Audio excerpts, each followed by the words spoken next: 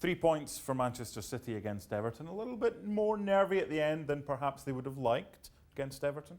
It was, because Bravo made a bad error. Great little Cruyff turn to start with.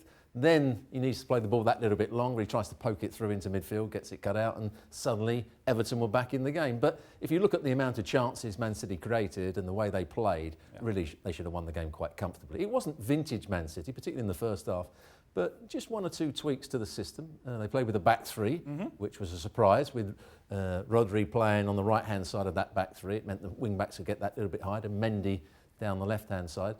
And the position of Mahrez was slightly different. So often we see him play wide on the right. He played just in behind Jesus at times, and his passing was excellent throughout the game. Jesus could have had a hat-trick, hit the post, and he had other chances as well. He'd be a starter for most other teams in that league, wouldn't he? Of course he would. You know, he's an excellent player. His movement's good. He's got lots of pace. I don't think he's been at his very best at Man City since he's been there, but he's just beginning to look a top-class player again. But how easy is it to be at your best when you're getting a game, then sitting for 2? And it's the consistency, and we've seen when he gets a run of games, because Aguero's been out, he's a decent But he did have his chance. When he first came to Man City, he did. I think that Pep Guardiola was happier with him in the side than he was with Aguero. He wasn't happy with Aguero's work rate. He's improved that, and Aguero's realised that if you want to play for Pep Guardiola, I'm going to have to close the ball down and work hard and make run after run. And Jesus didn't quite play at his best, and then suddenly Aguero was the number 1 again. Publicly, Guardiola's conceded the title. Privately, do you still think he thinks there's a chance? No, there's absolutely no chance that Man City will catch Liverpool. Liverpool aren't going to drop that many points, and I don't think Man City will win all their games from now to the end of the season. But if you're a professional person, and Pep Guardiola is that, he's a perfectionist at times, he wants his team to win every game from now to the end of the season. He'll demand that they play with an intensity. But overall, I think the players still have it in their head. Champions League, FA Cup, that's the important thing. So therefore we saw a few changes for this one. Do you think he'll continue not to experiment, because the crux, I mean, he's got David Silva coming back now, he came off the bench. Do you think the next couple of months for City are about making sure he's got the right team for the big game in the Champions League? Yeah, I think he's going to rest players at the right time.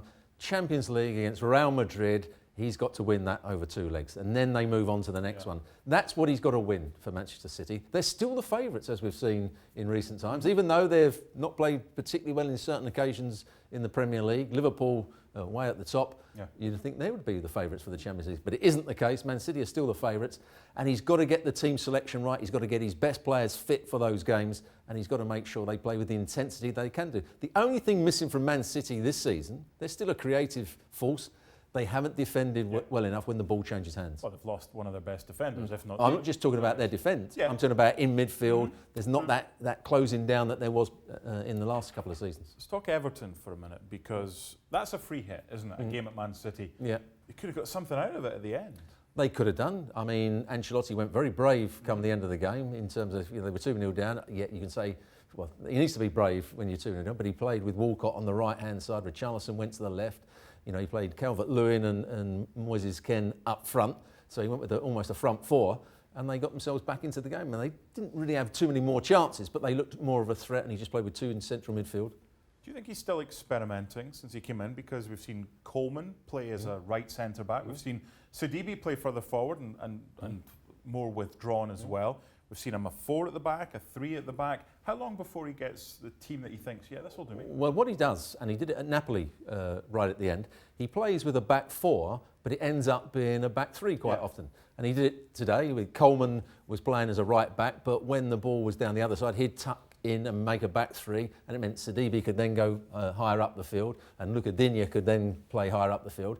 And then when they lost possession, they went to a back 4 again. So he's trying to experiment with that rotation at the back, but he did that at Napoli, so nothing new there. And he's trying to find the right combinations in the front areas. So I think Bernard started the game, but didn't really play particularly well. Sigurdsson, still a player that I think can open up defences. And finally, Lorenzo Insigne's name in the Italian press over the last 24 hours, linked again with Everton. Could he work for Everton, or, as you are fond of saying, let's see what they can do with the guys they've got before deciding who needs to be brought in?